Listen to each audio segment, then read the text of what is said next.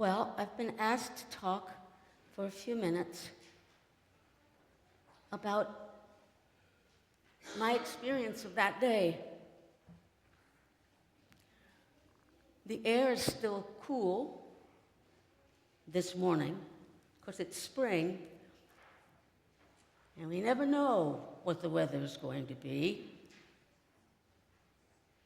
And I'm trying to get this fire going over here so I can get breakfast going again.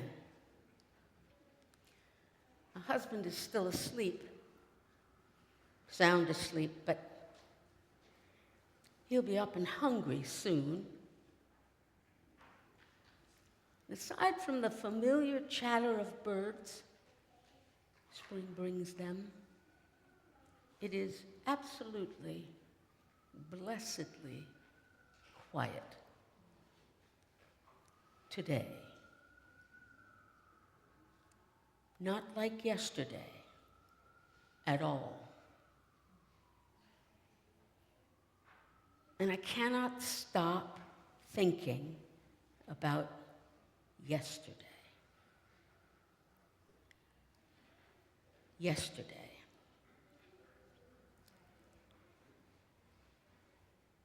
I've lived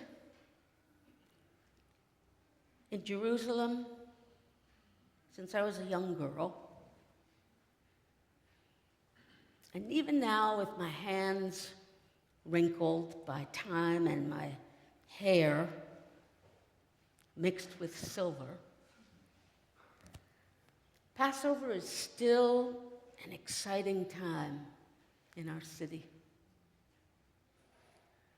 The streets and rooms seem to expand to accommodate all the pilgrims who come from Galilee and Judea and everywhere.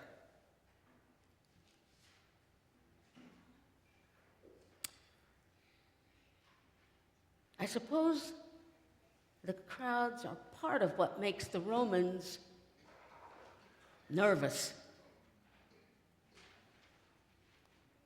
But this year, they've seemed especially watchful.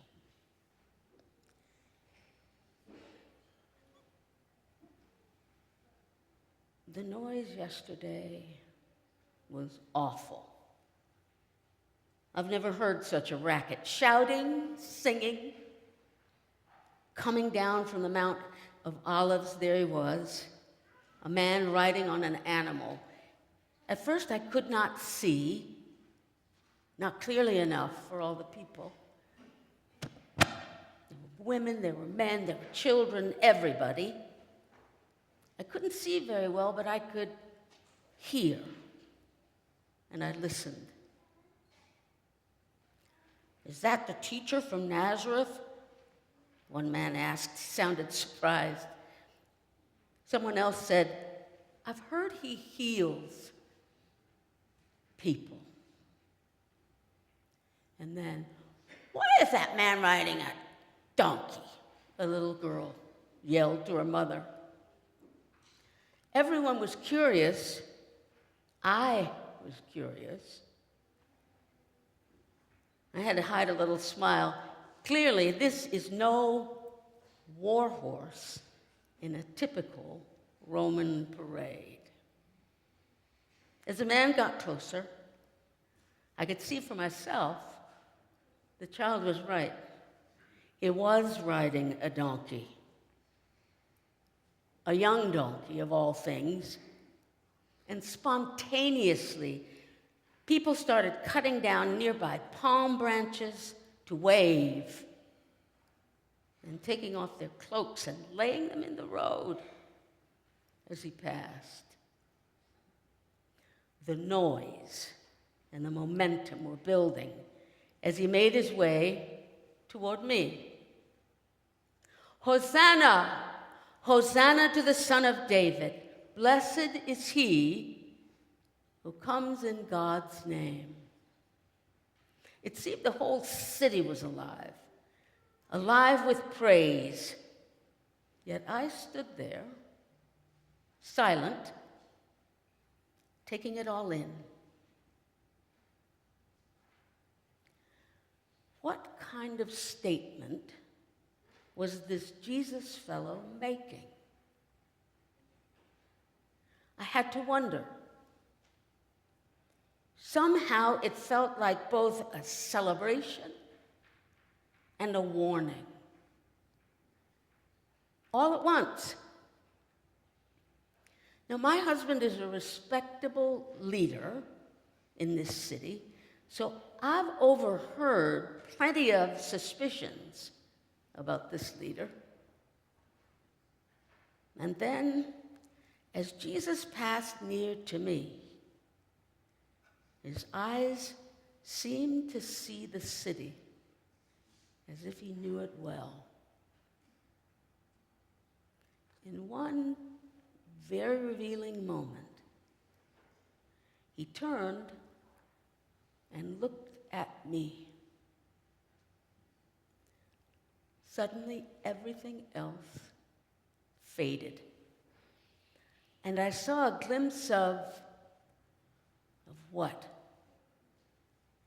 Heartache?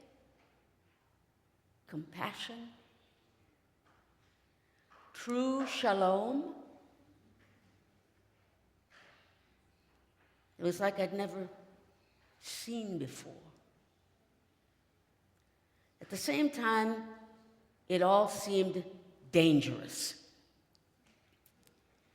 It seemed dangerous that it seemed like this was a disruption without weapons. It was a protest without protection. Why wasn't Jesus concerned about the authorities' reaction? I could already hear the familiar cadence of the Roman parade across town, off in the distance.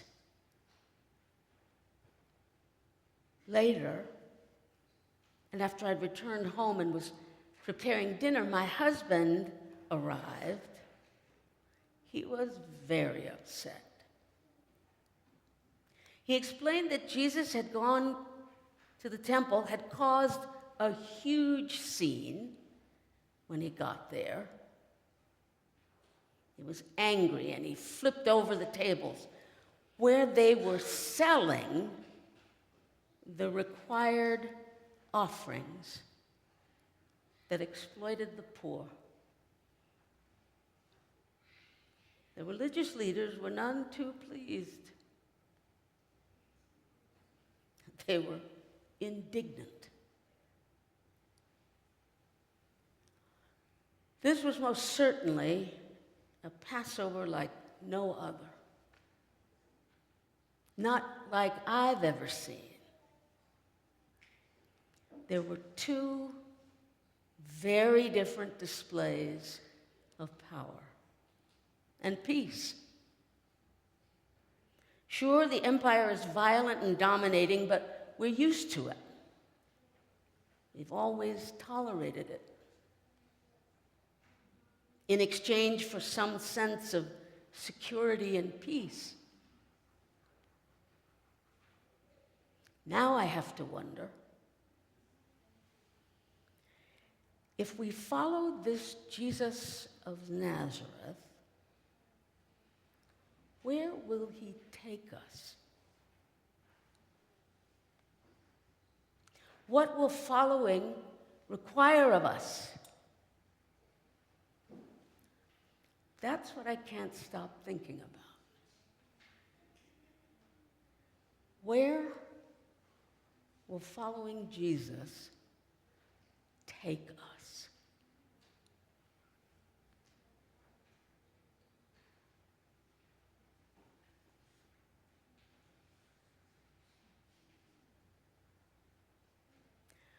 And that's where I am today.